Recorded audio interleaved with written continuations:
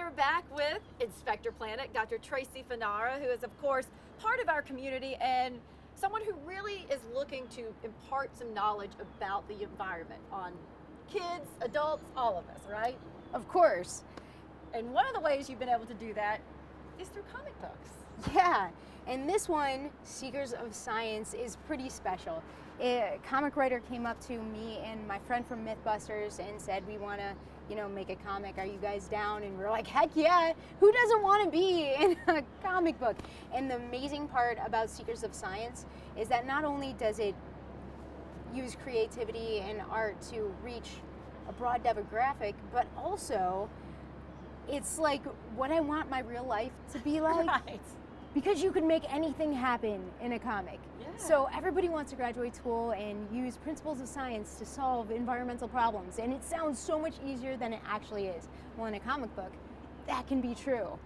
And then you were actually in a Marvel comic first before this one, Yes, right? What was your Unstoppable Wasp. I am an agent of Girl. Oh, Yeah, nice. geniuses in research labs. And you mentioned Mythbusters. She was on Mythbusters, where she was using all of her science background to do some pretty amazing experiments. And you're going to help us be seekers of science today. Yes, so in this episode, we clean water because it's an oil spill. In our experiment today, we're cleaning water just because it's dirty. Okay. Basically, I want to show the difference between how we have historically approached land development and how we should, and how things work in a water treatment lab. Okay. What you can do right at your own home as well. So we have this dirty water, super dirty water, yep. water, yeah. And we have, Coffee filter. coffee filter Everybody's got in it. here, little hole on the bottom. This was just, I went into somebody else's trash and used that. Recycling, Yep, upcycling. upcycling. Okay, I'll hold. So you're using a gravel, but this could be Yeah, so so here is a sand, and it's kind of like the sand that we have throughout Florida, and just like an inch of sand. And basically what our natural environment does is treat water by chemically, biologically, and physically removing pollutants, just like it does in a water treatment plant. Now we're going to add activated carbon. We're going to add activated carbon because it's really good at removing pollutants. And this is the stuff that you find in a Brita filter. And that's why I'm always encouraging people to use Brita instead of bottled water. Bottled water has less regulations than our tap water does. And then last, we're going to add alum. It is a flocculant, so it can take small particles and pollutants attached to those particles and settle them out. Just going to add a buy little. that at the grocery store. You can. Awesome. Yep. It's used in cooking as well. So now we pray. Okay. We're going to clean this water. We're going to clean this water, hopefully. So it goes through the activated carbon, it goes Yep. through the alum, it goes through the gravel. Yep. Something like what would happen at a Water treatment plant.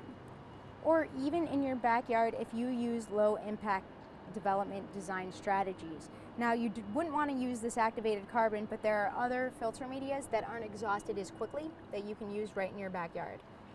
And so we'll let that filter out.